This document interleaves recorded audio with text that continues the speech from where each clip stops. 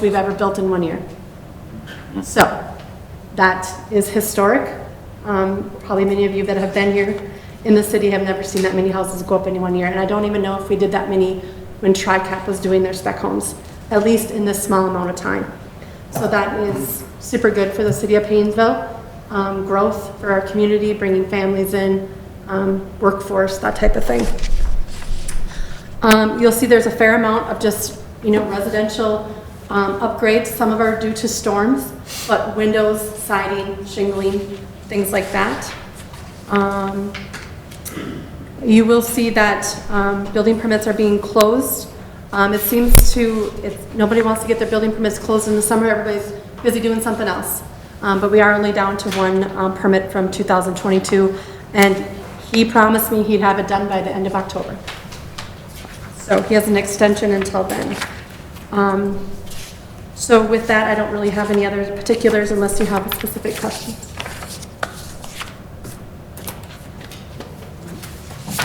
I think so.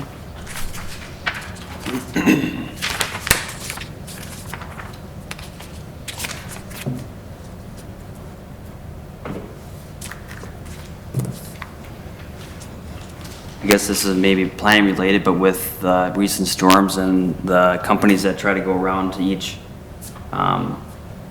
resident, seeing that if they have storm damage and things like that, is there a certain permit that they would need to solicit those businesses to keep them? We have a solicitor's or peddler's permit. So if we get, we don't always know they're out and about unless somebody reports them. We just don't have a way of tracking them. They could be tracking them at, going house to house at 8 o'clock at night. So if somebody reports them, absolutely. They're required to we do a background investigation and pay the permit fee and things like that. The other caveat that protects our residents is if they are applying for a permit, they either have to sign off as the responsible party for the project, or the contractor on the residential side has to be a licensed contractor. So if they're not licensed, it goes back on the property owner. Okay. And those licenses are checked. We had a few pay already. Well, I think last year we had a few pay. This year I don't think we've had any peddlers permits. I don't think they want to pay the fee and go through all the hassle, so they tend maybe not to. How much is the fee for a peddler's permit? I think it's like, Just guess, ballpark. I have it right here. Let's see. $200, $500. I don't have them memorized, so it's better just to carry it with. I know. Let's see. $500. So like for someone to come to my door and knock on my door and want to do a roof inspection for hail damage, they should have already been here and got a peddler's permit? Well, if they're soliciting the work, like typically it's like selling frozen foods out of a truck, like steaks, or they want to peddle. The old days it used to be encyclopedias.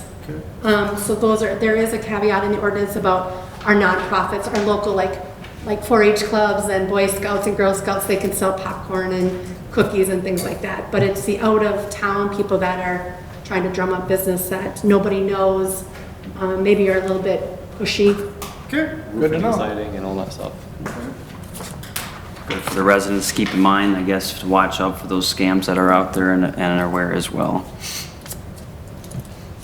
Okay, 6:06, 1 minute passed, so we can open up the public hearing for the final plat of Paynesville Solar Farm, Plat 1, and our records that start on pages 3. If anyone would like to speak to that, they can go up to the podium, state your name, and we can discuss that from there.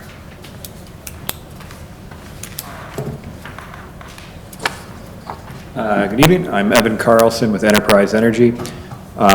The plat is pretty straightforward. It is the east half of the parcel on the east side of the creek, which allows the west side to be used for some other development for that road frontage on Lake. And the plat is for the entire parcel, which allows for the greatest degree of flexibility for a future use when this project is decommissioned. Could be further subdivided or used as a single parcel. We also stipulated to a access easement for the city to access their drainage easement. And there will be a development agreement. And at that point, the city attorney basically makes his demands, and we agree to it. So, I don't know, you have any questions? It's really straightforward, but, and there's going to be a corresponding rezoning, but that is the next item, and that is the guided zoning under the comprehensive plan, so there's no unusual ask there. I do have a copy of the final plat here in a larger scale, if anybody wants to look at it. It took a bit to get here because there was, a lot of things that we needed to check off, especially with the MnDOT right away and then access to the trunk line there. So, but MnDOT has approved it. I do have in your packet the road certificate, the development agreement, the access agreement. Both of those agreements have been sent on to Virtue Companies as well as Evan for review. Those two agreements, as well as the parkland dedication fees, engineering and legal fees, will be paid upon the signing of the plat. We just won't release the plat until those things are all signed, notarized, because they all end up going as a packet up to the county. So. Jennifer, is there anything that jumps out at you as concerning, or is this pretty much just checking the boxes and moving through the process? Tonight, it's pretty much just, housekeeping. There was a lot of things that we had to work through to get to this point. Yes, it seemed that way. At one point, there was gonna be 2 lots, now there's 1, and just, there was a lot for this because there was a lot of moving parts. Because of our utility easement, the shape of it, access to it, just simple access to it. But I think we're at a good point. I know there was some concern, months ago about, where this was and was it a good thing to put in this, area? Do we want solar? All those types of questions. And the conditional use has already been issued for the solar farm. So, that has already been issued. The topography of this land, it's not conducive to a lot of other development than a solar farm. It's within the setbacks from the water treatment facility, the location of it, the topography of it. There's not a lot that can go there. Okay. Appreciate all your hard work. Thanks.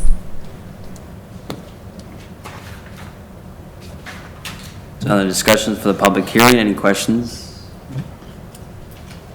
All right, thank you. I think we'll have a motion then to close the public hearing. I'd make a motion to close the public hearing. I'll second. Motion Bill to close the hearing, second Josh. All in favor say aye. Aye. Opposed? Public hearing closed. No. Would we roll into the page 3 motion, or is that the next step in this process? I'm trying to understand.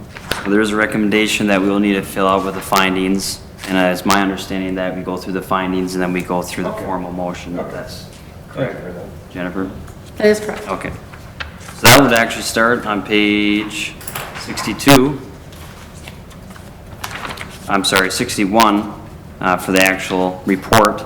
And you can see that in front of you there, so I'm not going to read it, being that it's straightforward for the actual report of the final plat. Jacob, what page are you on? That would be on page 61. 60. I heard it wrong. Sorry. Report and recommendation. Gotcha.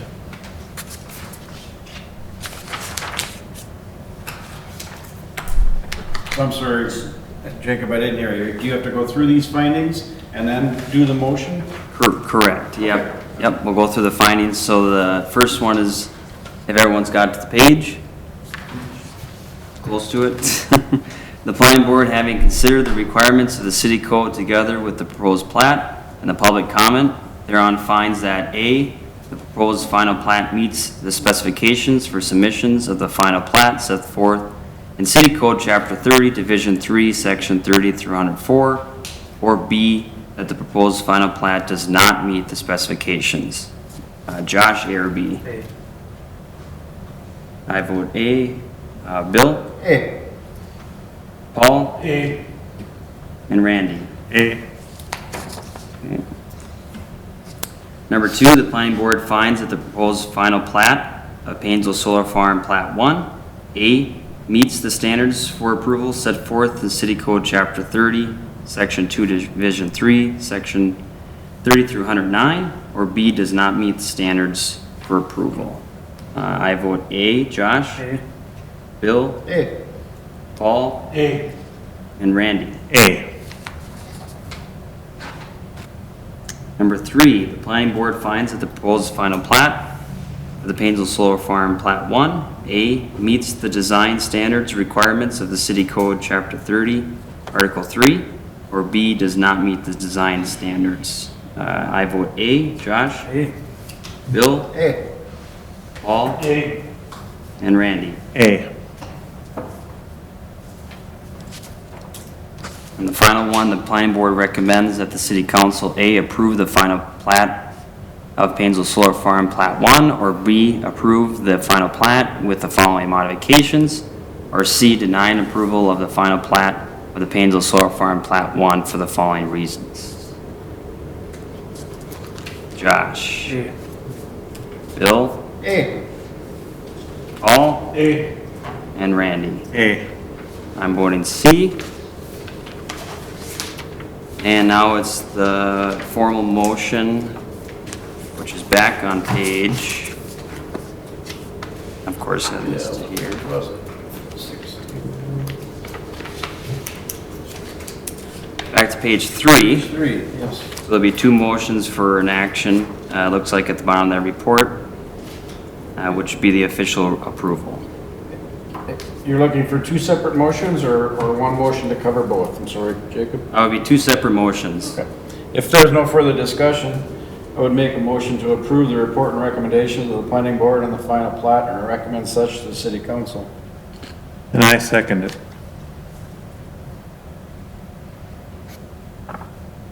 A motion from Bill to approve the recommendation, second from Randy. Any other discussion on that? All those in favor say aye. Aye. Opposed? Aye. Passed. 4-1. And I would also make a motion to approve the development agreement, access agreement, and road certificate and recommend such to the city council. I'll second. Motion from Bill to approve the development agreement, second from Josh. Any other discussion from that? All those in favor say aye. Aye. Opposed? Aye. Passes 4-1.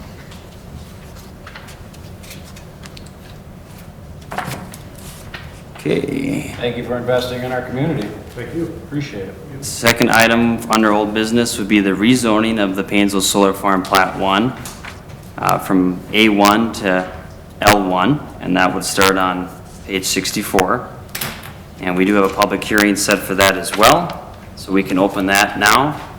And if there is anyone that wants to speak to that, they can go up to the podium and hear those findings.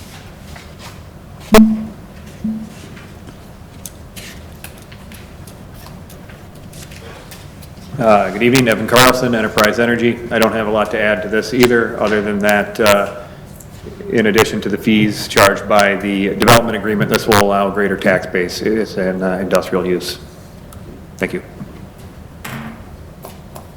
So part of the conditional use was to rezone it, because right now it is ag and it's not allowed for a solar farm, so they either had to rezone it I-1 or I-2, heavy or light industrial, but with the hopes that the development would be, there would be development along Lake Avenue to the west of this plat, that would be more conducive to light industrial and commercial than it would be heavy industrial and commercial. And just so I understand, the motion is to convert to light industrial, or is that still in play, those 2 options?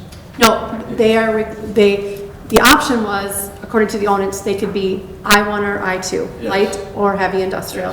They have proposed to be light industrial, which we concur with that. Yes. We think that is more conducive to highway commercial later on if that develops along Lake Avenue. I would agree.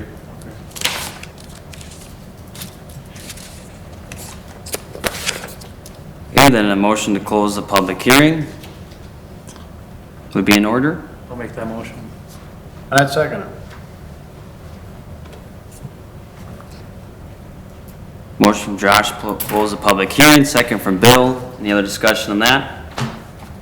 All those in favor say aye. Aye. Opposed? Public hearing closed.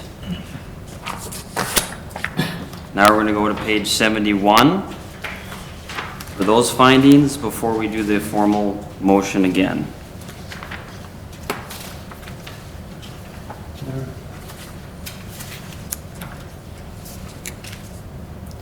So the report then is stated in front of you as well, and towards the bottom of page 71, at the public hearing, members of the public were given the opportunity to provide the comments regarding the request for rezoning. There was A, no opposition, or B, opposition to the request. I mean, that's pretty straightforward, but I guess. You don't we'll have to go vote on through- that. Nope, okay, there's no opposition for A. Then we're going to the second one, and that would be Planning Board, having considered the request for rezoning together with public comment, the owner's long-term plans for the use of the property, the reason for the request for rezoning and the zoning of the surrounding properties, believes that the property, A, should be rezoned as requested by the property owner from current zone of A1 agricultural district to L1 light industrial, or B, should not be rezoned as requested. I vote A. Josh? Bill? Hey. Paul? A. And Randy? A.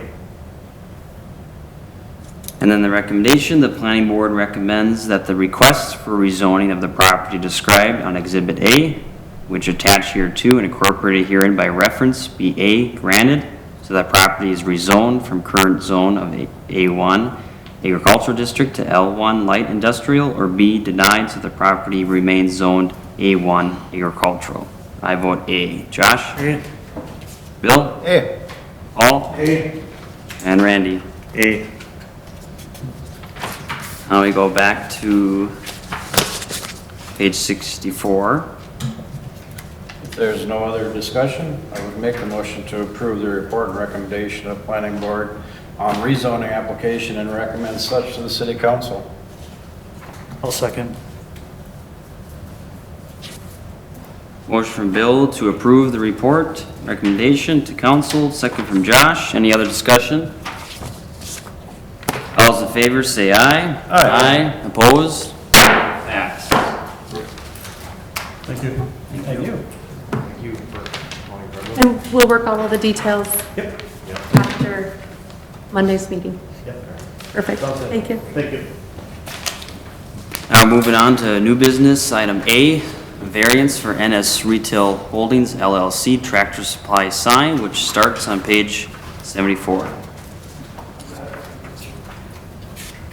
So Tractor Supply Company, I'll just use that because we're more familiar with that, and I believe Will is here representing them.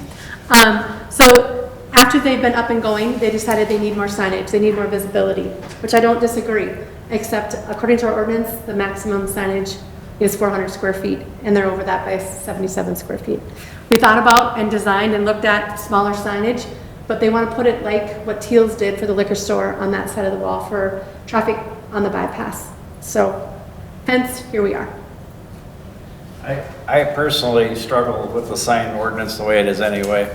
Ultimately, I think the nature of the sign ordinance made sense in that if you're adding an extra freestanding sign, I think there's some logic to it, but I personally fully support the business's desire to install a larger signage on a building.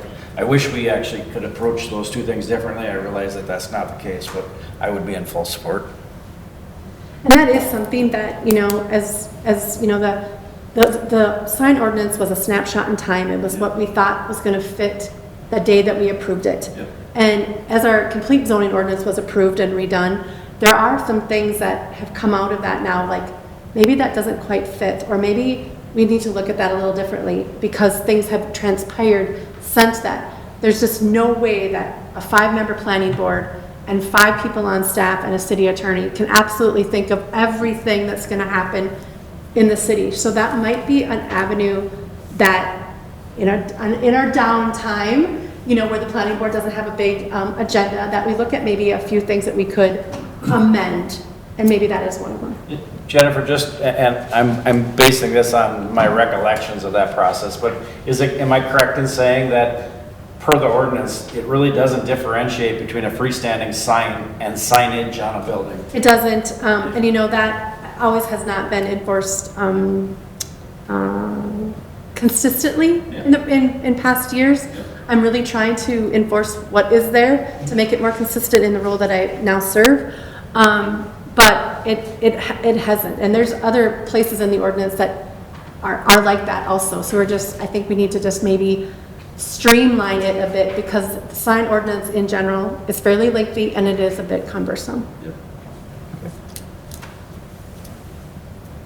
Well, I know Bill Spooner in the past has not always agreed with variances, because his opinion had been, why do we have these set up if we're just gonna keep allowing variances?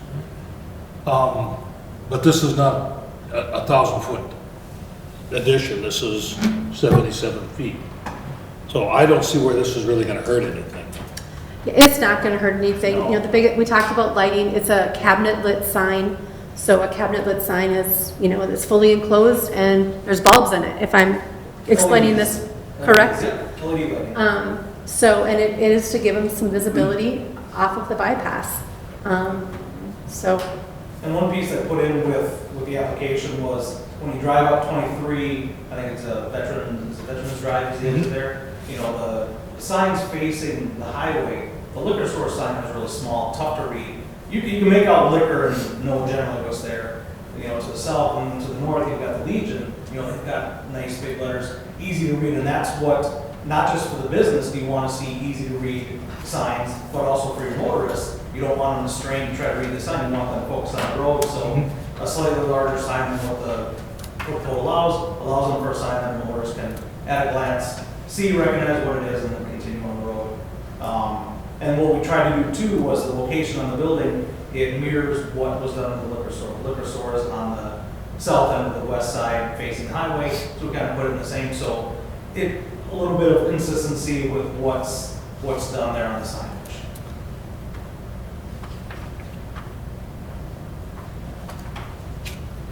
I would make a motion unless there's more discussion. We do have findings again. That starts, always throws me off. Apologize for the, we'll get to that, Bill. 81 was where the findings. cruising along. it was only a 100-page agenda this time, sorry.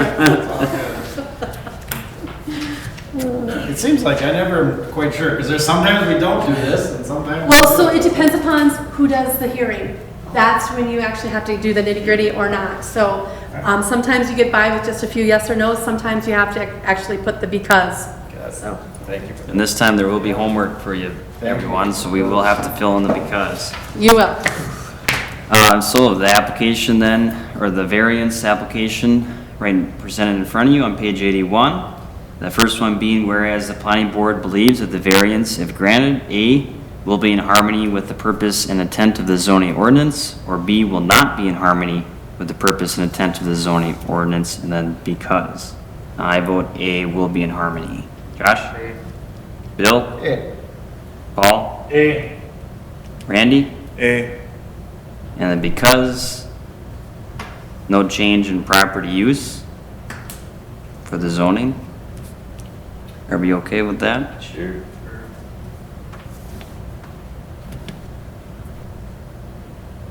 Planning board believes that the variance, if granted, A, is consistent with the comprehensive plan, or B, is not consistent with the comprehensive plan because. I vote A. Josh? Bill? A. Paul? A. Randy? A. Because promotes existing business. Sure. Yeah, we're easy.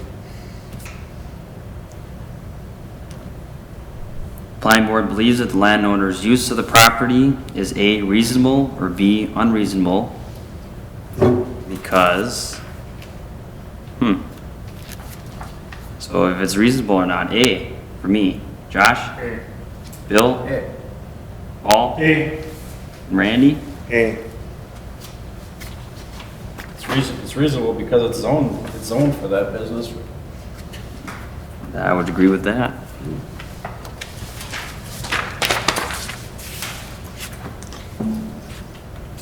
Planning planning board believes that the landowner's need for a variance for this property is A, due to circumstances unique to the property and not caused by landowners, or B, is not due to circumstances unique to the property, or is due to circumstances which were caused by the landowner.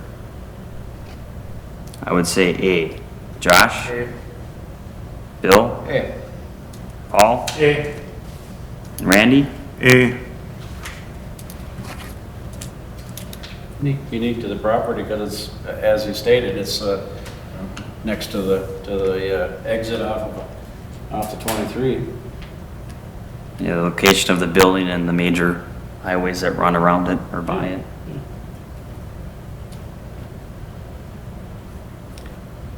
Planning board finds that a variance, if granted, A, will maintain the essential character of the locality, or B, will not maintain the essential character. I vote A. Josh? Bill? Paul? Randy?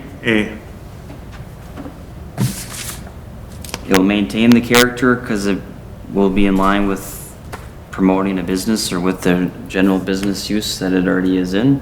Yeah, And matches similar buildings along that stretch. Yeah, there you go. Therefore, based on the foregoing, the planning board recommends that a request for a variance be A, granted, or B, denied. I vote A. Josh? Bill? Paul? And Randy? And then we will have to have the formal motion, Bill? Yes, I would make a motion on page 74, a motion to approve the report and recommendation of planning board on application for variance and recommend such to the city council. And I second it.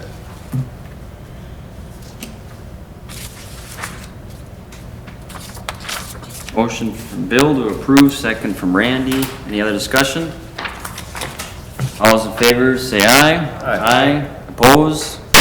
Carried. Perfect. Be good on that one. Thank you. Thank you all very much. Jennifer, thanks for all your help. Yep, no problem. Have a good night, guys.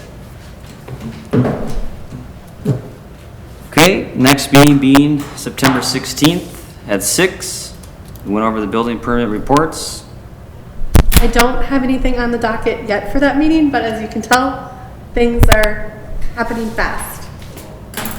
It's good to see. All right, so we can be adjourned.